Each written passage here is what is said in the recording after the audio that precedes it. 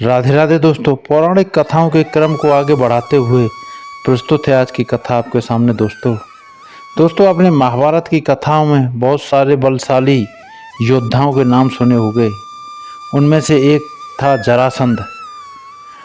आज की कथा में जरासंध नाम के योद्धा की बात करेंगे। दोस्तों, जरासंध के जन्म और मृत्यु का क्या रहस्य था। जरासंध जो था वो मथुरा के राजा कंस का ससुर एवं परम मित्र था। आज उन्हीं की कथा मैं आपके लिए लाया हूँ। दोस्तों, कृपया उसका आनंद उठाएं। महर्षि वेदव्यास द्वारा रचित महाभारत ग्रंथ में अनेक महारथी एवं बलशाली राजाओं का वर्णन है। ऐसा ही एक महारथी राजा था जरासंध। उसके जन्म व मृत्यु की कथा भी बहुत रोचक है। जरासंध मगध का राजा था जो कि वर्तमान में बिहार है। वह अन्य राजाओं को हराकर अपने पहाड़ी किले में बंदी बना लेता था। जरासंध बहुत ही क्रूर था। वह बंदी राजाओं का वध कर चक्रवर्ती राजा बनना चाहता था। भीम ने 13 दिन तक कुश्ती लड़ने के बाद जरासंध को पराजित कर उसका वध किया था। जरासंध मथुरा के राजा कंस का ससुर एवं परम मित्र था। उसकी दोनों पुत्रियों आसित और प्रापित का विवाह कंस से हुआ था। श्री कृष्ण से कंस वध का प्रतिशोध लेने के लिए उसने 17 बार मथुरा पर चढ़ाई की, लेकिन हर बार उसे असफल होना पड़ा। जरासंध के भय से अनेक राजा अपने राज्य छोड़कर भाग गए थे। शिशुपाल जरासंध का सेनापति था। जरासंध भगवान शंकर का परम भक्त था। उसने अपने पराक्रम से 86 राजाओं को बंदी बना लिया था।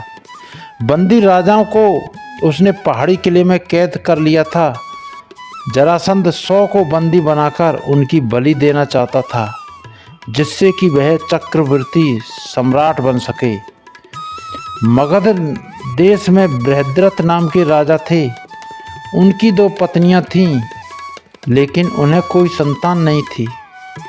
एक दिन संतान की चाह में राजा बृहद्रथ महात्मा चंड कौशिक के पास गए और सेवा कर उन्हें संतुष्ट किया। प्रसन्न होकर महात्मा चंड कौशिक ने उन्हें एक फल दिया और कहा कि ये फल अपनी पत्नी को खिला देना, इससे तुम्हें संतान की प्राप्ति होगी। राजा बृहद्रथ की 2 पत्नियां थीं।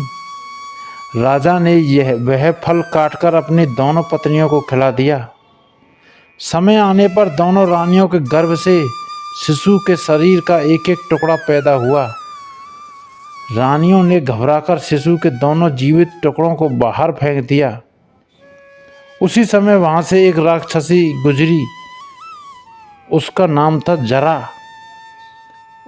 जब उसने जीवित शिशु के 2 टुकड़ों को देखा तो अपनी माया से उन दोनों टुकड़ों को जोड़ दिया और वह एक शिशु हो गया।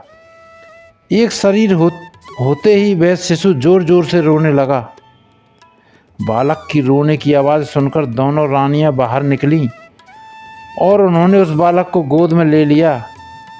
राजा बृहद्रथ भी वहां आ गए और उन्होंने उस राक्षसी से उसका परिचय पूछा। राक्षसी ने राजा को सारी बात सच सच बता दी। राजा बहुत खुश हुए और उन्होंने उस बालक का नाम जरासंध रख दिया, क्योंकि उसे जरा नाम की राक्षसी ने संधित किया था या जोड़ा था। संधित माने जोड़ना होता है। दोस्तों, जरासंध का वध करने के लिए भगवान कृष्ण ने योजना बनाई। योजना के अनुसार श्री कृष्ण, भीम व अर्जुन ब्राह्मण का वेश बनाकर जरासंध के पास गए और उसे कुश्ती के लिए ललकारा। जरासंध समझ गया कि ये ब्राह्मण नहीं है। जरासंध के कहने पर श्री कृष्ण ने अपना वास्तविक परिचय दिया। जरासंध ने भीम से कुश्ती लड़ने का निश्चय किया। राजा जरासंध और भीम का युद्ध कार्तिक कृष्ण प्रतिपदा से 13 दिन तक लगातार चलता रहा। 14वें दिन भीम को श्री कृष्ण ने एक तिनका उठाकर उसे बीच से चीरकर अलग अलग दिशाओं में फेंकने का आदेश दिया, जिसे समझकर भीम ने जरासंध के शरीर के 2 टुकड़े कर दिए और अलग अलग दिशा में फेंक दिए, जिससे वह दोबारा जुड़ नहीं पाया और मारा गया। जरासंध का वध करवा भगवान श्री कृष्ण ने उसकी कैद में जितने भी राजा थे उनको आज़ाद कर दिया और कहा कि धर्मराज युधिष्ठिर चक्रवर्ती पद प्राप्त करने के लिए राजसूय यज्ञ करना चाहते हैं, आप लोग उनकी सहायता कीजिए। राजाओं ने श्री कृष्ण का यह प्रस्ताव स्वीकार कर लिया और धर्मराज युधिष्ठिर को अपना राजा मान लिया। भगवान श्री कृष्ण ने जरासंध के पुत्र सहदेव को अभयदान देकर मगध का राजा बना दिया। तो दोस्तों, कैसी लगी आपको आज की कथा, कमेंट करके बताएं। कथा अगर पसंद आई हो तो लाइक शेयर सब्सक्राइब करना नहीं भूलें दोस्तों। जय जय श्री राधे।